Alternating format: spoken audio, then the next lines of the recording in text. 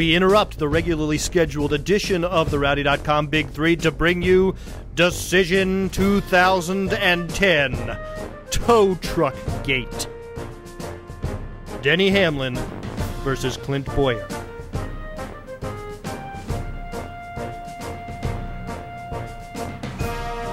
Mr. Bowyer, your opening statement, please.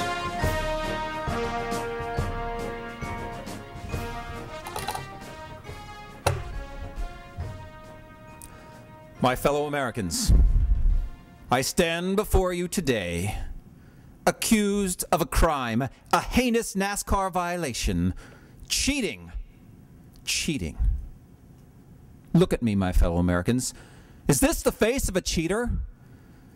Nay, is this the face of a dumbass? Because quite frankly, my fellow Americans, I and my entire 33 team would have to be dumb asses to have attempted to cheat in this particular fashion at this particular time. How stupid do you think we are? Did not NASCAR inform us that they were going to inspect our race car no matter where we finished at New Hampshire? Did they not say this? Did we not know this? Of course we did. Everyone knew it. The entire world knew it.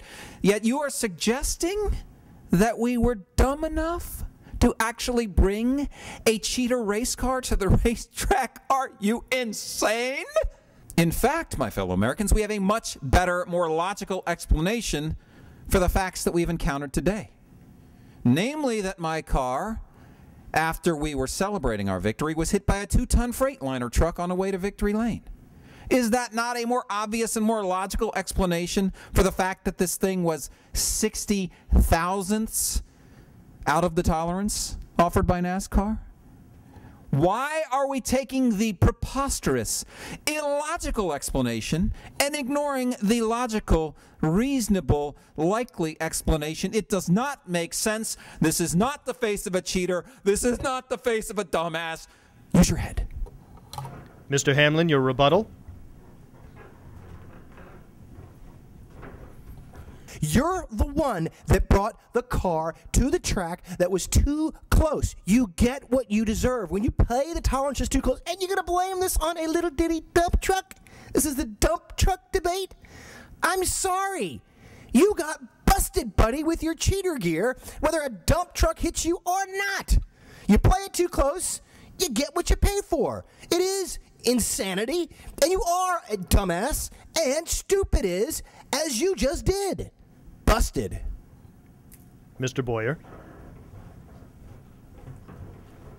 There comes now the notion that somehow the 60 thousandths of an inch that my car was outside the magical tolerance gave me some kind of advantage.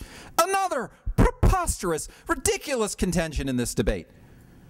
The width of this New Jersey Transit parking token, this force right here, that was going to affect the performance of a 3,400-pound stock car. Blow on it as hard as you want. You're telling me that that is going to affect the performance of a 3,400-pound stock car going at well over 100 miles an hour? Ridiculous. Ridiculous. And your rebuttal, Mr. Hamlin.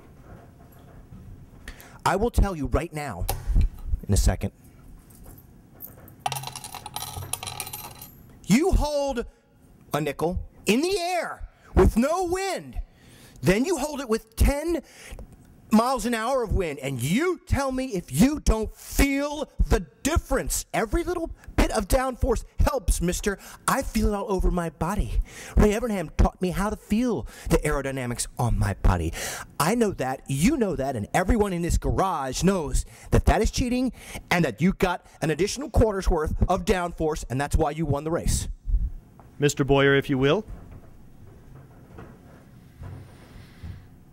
Oh, you silly, sad, twisted, pitiful little man. Call yourself a race car driver. I knew Ray Evernham. I worked with Ray Evernham on like a Habitat for Humanity project. You're no Ray Burnham. The entire process, this entire inspection process, is flawed, my fellow Americans. Deeply and irrefutably flawed. We take a race car to the racetrack.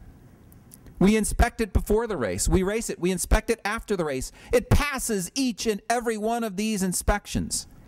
And yet somehow that inspection is less relevant than when we take the car hundreds of miles from the racetrack, dismember it into tens of pieces, scatter them over an area of approximately 2 square miles, and then inspect the car, such as it is, and find an infraction from these dismembered, disfigured pieces of my race car, and you're telling me this is somehow more legitimate than the inspection we performed on the car before it raced and after it raced, as it was raced? The entire process is another preposterous, ridiculous aspect of this. Cheating. How can you possibly say I was cheating when you took apart my race car in this violent fashion? Thank you, Mr. Bowyer. And Mr. Hamlin, your closing statement, please. Well, there you go again. Blaming it on hanging chads and the process. We didn't take your car apart in a violent fashion. We were very judicious about it, and in so doing, proved that you've been cheating. We know you've been cheating for weeks now. The entire garage knows it. I'm the one with the chutzpah to point it out. You, my friend, have been pushing it, and you've been cheating. Excuse me, Clint. Do you mind if I jump in here? Oh, no, go ahead, Kevin. Okay. And I'd like to say... Excuse me, Denny? You want to try that again? And I'd like to say... Excuse me, Denny? What? It's pronounced chutzpah! Chutzpah! You tell him, Kevin! Sorry, Clint. I know I don't have anything to do with any of this debate. I've just been waiting for an excuse to punch Denny, so... Yeah, me too. Sure, a lot of other guys have.